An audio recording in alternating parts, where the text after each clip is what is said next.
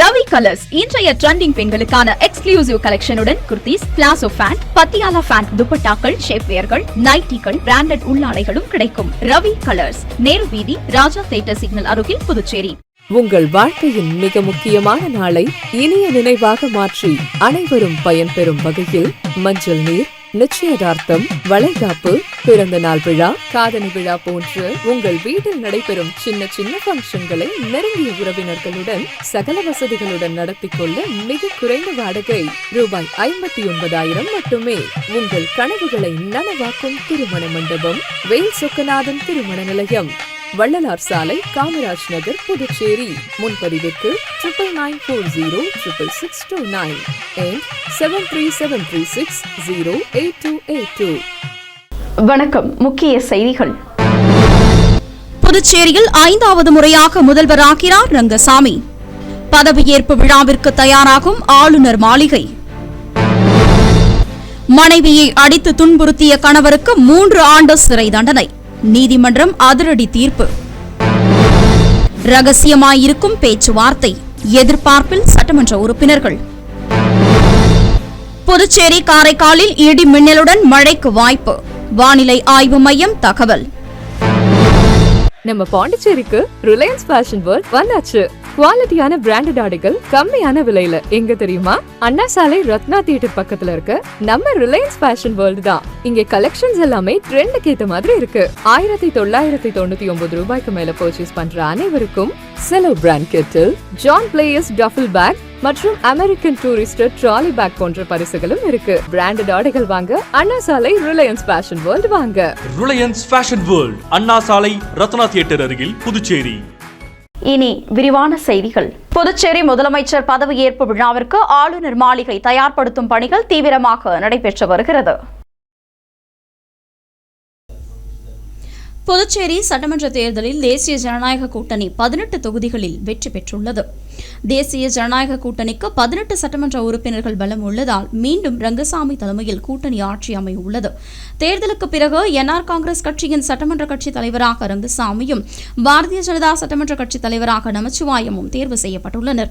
கூட்டணி அமைச்சரவையில் பாரதிய ஜனதாவிற்கு எத்தனை அமைச்சர்கள் என்ற முதல்கட்ட பேச்சுவார்த்தை நடந்த நிலையில் எந்த முடிவும் எட்டப்படவில்லை. இந்நிலையில் முதலமைச்சர் பதவியை ரங்கசாமி ராஜினாமா செய்து துணைநிலை ஆளுநர் கைலாசநாதனிடம் கடிதம் அளித்துள்ளார். இதனைத் தொடர்ந்து தேசிய ஜனநாயக கூட்டணி கட்சிகளுடனான கூட்டத்தில் தேசிய ஜனநாயக கூட்டணி தலைவராக ரங்கசாமி தேர்வு செய்யப்பட்டார்.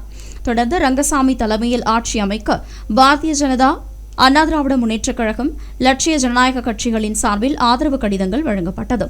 தொடர்ந்து என்ஆர் காங்கிரஸ் மற்றும் கூட்டணி கட்சி சட்டமன்ற உறுப்பினர்களுடன் ரங்கசாமி ஆளுநர் கைலாசநாதனை லோக்பவனில் சந்தித்தார். அப்போது கூட்டணி கட்சிகளின் ஆதரவு கடிதத்தை அளித்து ஆட்சி அமைக்க அழைக்கும்படி கோரினார். இதனை ஏற்று ஆளுநர் கைலாசநாதன் ரங்கசாமியை ஆட்சி அமைக்கும்படி அழைப்பு விடுப்பார் என்று எதிர்பார்க்கப்படுகிறது. முதற்கட்டமாக முதலமைச்சர் ரங்கசாமி மட்டும் பதவியேற்க உள்ளார். இந்நிலையில் மே 13ஆம் தேதி ஆளுநர் மாளிகையில் நடைபெறும் விழாவில் ரங்கசாமி 5வது முறையாக புதுச்சேரி முதலமைச்சராக பதவியேற்கிறார். இந்த தகவலை ரங்கசாமியை தெரிவித்துள்ள நிலையில் தொடர்ந்து என்ஆர் காங்கிரஸ், பாரதிய ஜனதா அமைச்சர்கள் மற்றொரு நாளில் பதவியேற்க உள்ளனர். பதவியேற்பு விழா ஆளுநர் மாளிகையில் நடைபெற உள்ளது. இதற்கான ஏற்பாடுகளில் அதிகாரிகள் தொடங்கியுள்ளனர்.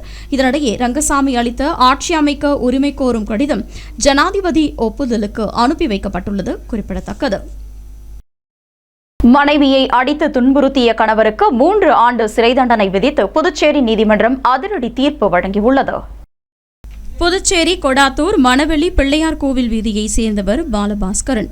டிராவல்ஸ் உரிமையாளரான இவரது மனைவி பெயர் வானொலி.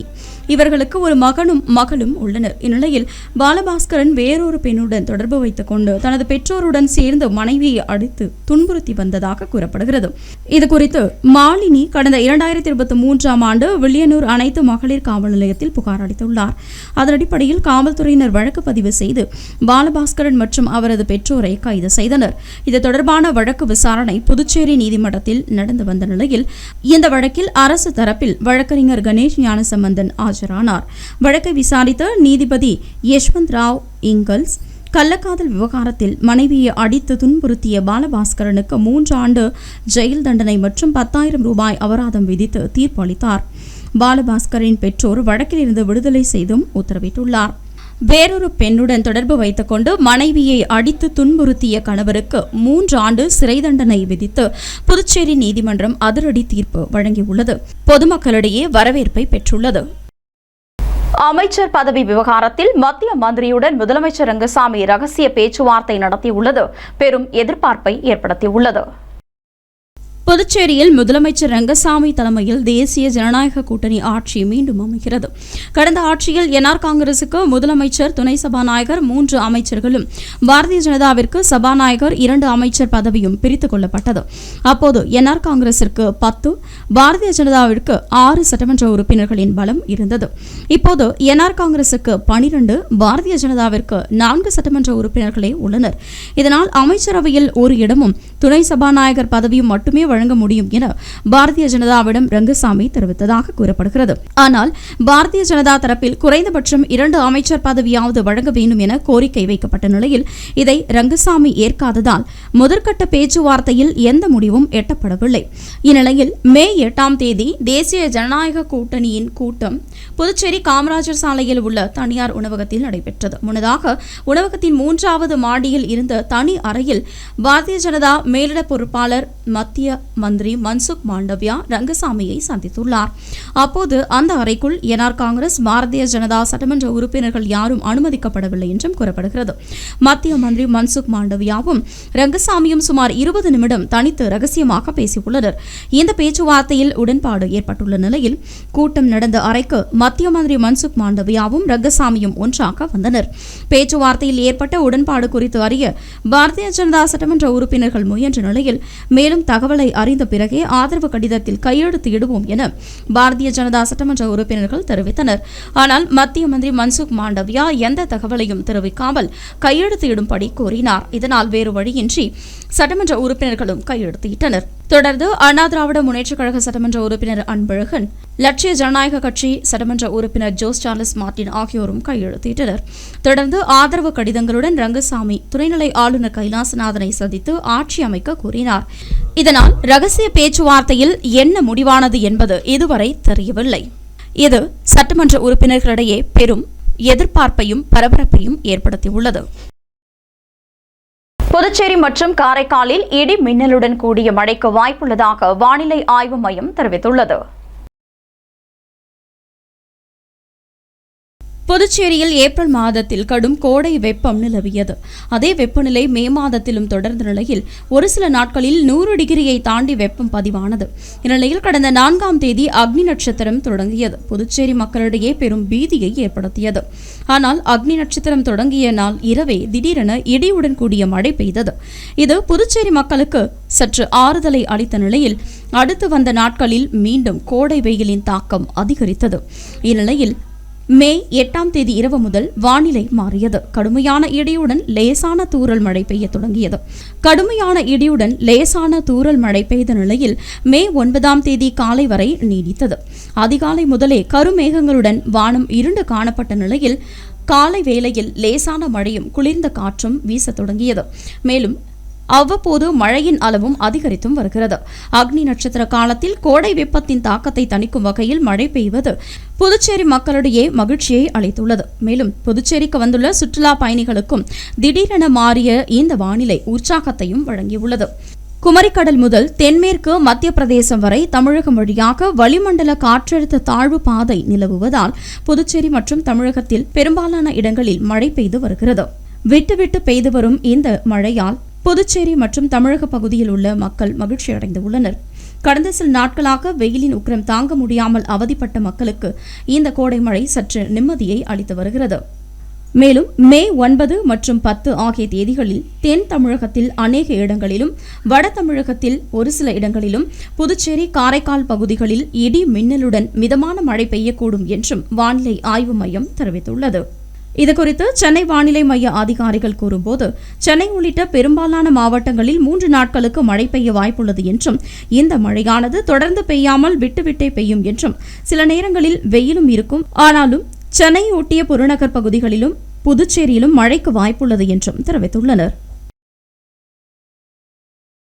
பரபரப்பான அரசியல் சூழ்நிலையில் புதுச்சேரியில் தங்க வைக்கப்பட்டிருந்த தமிழக சட்டமன்ற உறுப்பினர்கள் சென்னைக்கு புறப்பட்டு சென்றனர். நடந்து முடிந்த சட்டமன்ற தேர்தலில் தமிழக வெற்றிக் கழகம் பெரும்பான்மையான இடங்களில் வெற்றி பெற்றுள்ளது. தமிழக வெற்றிக் கழகத்தை ஆட்சி அமைக்க ஆளுநர் அழைக்காத நிலையில் அண்ணா திராவிட முன்னேற்றக் கழக ஆட்சி அமைப்பதற்கான முயற்சியை மேற்கொண்டது. கடந்த 2 தினங்களுக்கு முன்பு புதிதாக தேர்வு செய்யப்பட்ட அண்ணா திராவிட முன்னேற்றக் கழக சட்டமன்ற உறுப்பினர்கள் 30க்கும் மேற்பட்டோர் புதுச்சேரி ரிசார்ட்டில் தங்க வைக்கப்பட்டனர். இந்நிலையில் மே 7ஆம் தேதி இரவு அண்ணா திராவிட முன்னேற்றக் கழக பொதுச் செயலாளர் எடப்பாடி பழனிசாமி புதுச்சேரியில் தங்கியுள்ள சட்டமன்ற உறுப்பினர்களுடன் ஆலோசனை மேற்கொண்டார். இதனைத் தொடர்ந்து சென்னையில் அண்ணா திராவிட முன்னேற்றக் கழக சட்டமன்ற உறுப்பினர்கள் கூட்டம் நடைபெறவுள்ள நிலையில் புதுச்சேரியில் தங்கியுள்ள சட்டமன்ற உறுப்பினர்கள் சென்னைக்கு புறப்பட்டு சென்று கொண்டிருக்கின்றனர் என்பது குறிப்பிடத்தக்கது. பாகூர் காவல் நிலையத்தில் நடைபெற்ற மக்கள் மன்றத்தில் காவல்துறை துணைத் தலைவர் சத்யசுந்தரம் பொதுமக்களிடம் குறைகளை கேட்டறிந்தார்.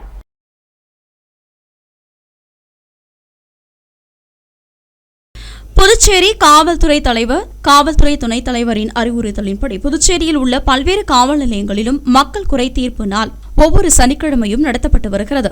அந்த வகையில் மே 9ஆம் தேதியும் பொதுமக்களின் குறைகளை நிவர்த்தி செய்வதற்கு புகார்களுக்கு உடனடி தீர்வு காண்பதற்கும் காவல்துறை மூத்த அதிகாரிகள் தீவிரமாக செயல்பட்டனர்.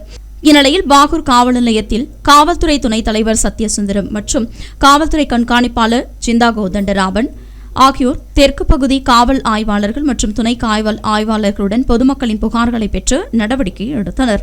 இதேபோல் தன்வந்திரி நகர் காவல் நிலையத்திலும் மேலும் சைபர் கிரைம் காவல் நிலையத்திலும் பெரிய கடை காவல் நிலையத்திலும் காரைக்காலிலும் நெட்டப்பாக்கம் காவல் நிலையத்திலும் காவல்துறை அதிகாரிகள் கலந்து கொண்டு பொதுமக்களின் புகார்களை பெற்று நடவடிக்கை எடுத்தனர்.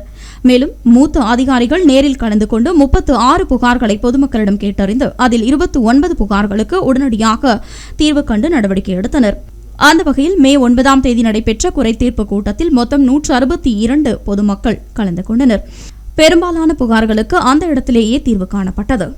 நிலுவையில் உள்ள புகார்களுக்கு விரைவாக நடவடிக்கை எடுப்பதாக காவல் நிலைய அதிகாரிகளுக்கு மூத்த அதிகாரிகள் தெளிவான வழிகாட்டுதல்களை வழங்கியுள்ளனர்.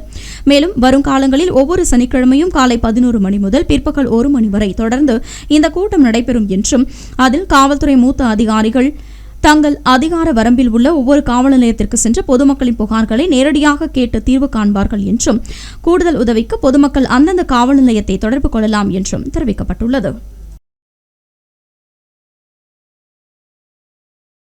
முத்தியால்பேட்டை தொகுதியில் போக்குவரத்திற்கு இடையூறாக விழுந்து கிடந்த மரங்களை தீயணைப்பு வீரர்கள் வெட்டி அகற்றினர். புதுச்சேரியில் மே 8ஆம் தேதி நள்ளிரவு முதல் இடியுடன் பலத்த மழை பெய்து வருகிறது. திடீர் மழை பலத்த காற்றால் புதுச்சேரி முத்தியால்பேட்டை தொகுதி அந்தோனியர் கோவில் வீதியில் காமராஜர் பள்ளி அருகிலும் பெருமாள் கோவில் வீதியில் சுப்பிரமணியர் கோவில் எதிரிலும் மரங்கள் பெயர்ந்து விழுந்தது. இதனால் அப்பகுதி மக்கள் செல்வதற்கு வழியின்றி சிரமப்பட்டனர். தகவல் அறிந்த முத்தியால்பேட்டை தொகுதி என்ஆர் காங்கிரஸ் சட்டமன்ற உறுப்பினர் வையாபுரி மணிகண்டன் நேரடியாக இடத்தை சென்று பார்வையிட்டு உடனடியாக தீயணைப்பு நிலைய அதிகாரிகளை தொடர்பு கொண்டு மரத்தை வெட்டி அகற்ற நடவடிக்கை எடுக்கும்படி கோரிக்கை வைத்தார். இதனையடுத்து தீயணைப்புத்துறை அதிகாரி கணேசன் தலைமையிலான வீரர்கள் விரைந்து வந்து சாலையில் விழுந்து கிடந்த மரத்தை வெட்டி அகற்றி அப்புறப்படுத்தி பொதுமக்களுக்கு ஏற்ற வகையில் போக்குவரத்தை சீரமைத்தனர். மக்கள் பிரச்சினைகளை உணர்ந்து மழையையும் பொருட்படுத்தாமல் வந்து பணியாற்றிய தீயணைப்பு அதிகாரி கணேசன் மற்றும் தீயணைப்பு வீரர்களுக்கு முத்தியால்பேட்டை தொகுதி என்ஆர் காங்கிரஸ் சட்டமன்ற உறுப்பினர் வையாபுரி மணிகண்டன் சால்வை அணிவித்தும் நன்றி கூறியும் பாராட்டும் தெரிவித்தார். தாகூர் கல்லூரி மைதானத்தில் ரசிகர்களை கவரும் வகையில் ஐபிஎல் கிரிக்கெட் பிரம்மாண்ட திரைகளில் ஒளிபரப்ப ஏற்பாடு செய்யப்பட்டுள்ளது. ஐபிஎல் பான் பார்க் ஏற்பாட்டாளர்கள் செய்தியாளர்களை சந்தித்தனர். அப்போது அவர்கள் 45 நகரங்களில் உள்ள ரசிகர்களை கவரும் வகையில் பான் பார்க்குகள் ஐபிஎல் போட்டிகளை எடுத்து செல்கிறது என்றும் ஒவ்வொரு பிரமிப்பூட்டும் தருணத்தையும் ஒவ்வொரு இடத்திலும் பிரம்மாண்ட திரைகளில் நேரடியாக ஒளிபரப்பு செய்கிறது. ரசிகர்களுக்கு கிரிக்கெட் மைதானத்தில் இருப்பது போன்ற உணர்வை இது வழங்கும் என்று தெரிவித்துள்ளனர். இதற்கு நுழைவு கட்டணம் ஏதும் இல்லை என்றும் புதுச்சேரியில் லாஸ்பேட்டையில் உள்ள தாகூர் கல்லூரி மைதானத்தில் மே 9ஆம் தேதி சனிக்கிழமை மாலை 6:30 மணிக்கு ராஜஸ்தான் ராயல்ஸ் குஜராத் டைட்டன்ஸ் அணிகள் மோதும் ஆட்டமும், மே 10ஆம் தேதி மாலை 2:30 மணிக்கு சென்னை சூப்பர் கிங்ஸ் அணியும் லக்னோ அணியும் மோதும் ஆட்டமும், தொடர்ந்து Bengaluru Royal Challengers Mumbai Indians அணிகள் மோதும் ஆட்டமும் ஒளிபரப்பு செய்யப்பட உள்ளதாக அவர்கள் தெரிவித்துள்ளனர். இனி வருவது புதுவையில் இன்றைய தங்கம் மற்றும் வெள்ளி விலை நிலவரம். இன்றைய தங்கம் வெள்ளி விலை விவரம். புதுவையில் இன்றைய தங்கம் வெள்ளி விலை விவரம் வழங்குபவர்கள் முத்து கோல்ட் ஹவுஸ், பாண்டிச்சேரி. தங்கம் 1 கிராம் 13,965 ரூபாய். இன்றைய தங்கம் வெள்ளி விலை விவரம். வெள்ளி 10 கிராம் 2,740 ரூபாய். இத்துடன் ஏஎம்என் செய்திகள் நிறைவடைந்தன. வணக்கம். புதுச்சேரி உங்கள் ஏஎம்என் டிவி செய்திகளை யூடியூபில் உடனுக்குடன் காண ஏஎம்என் டிவி பாண்டிச்சேரி சேனலை சப்ஸ்கிரைப் செய்யுங்கள். பெல் பட்டனை மறக்காமல் கிளிக் செய்யுங்கள்.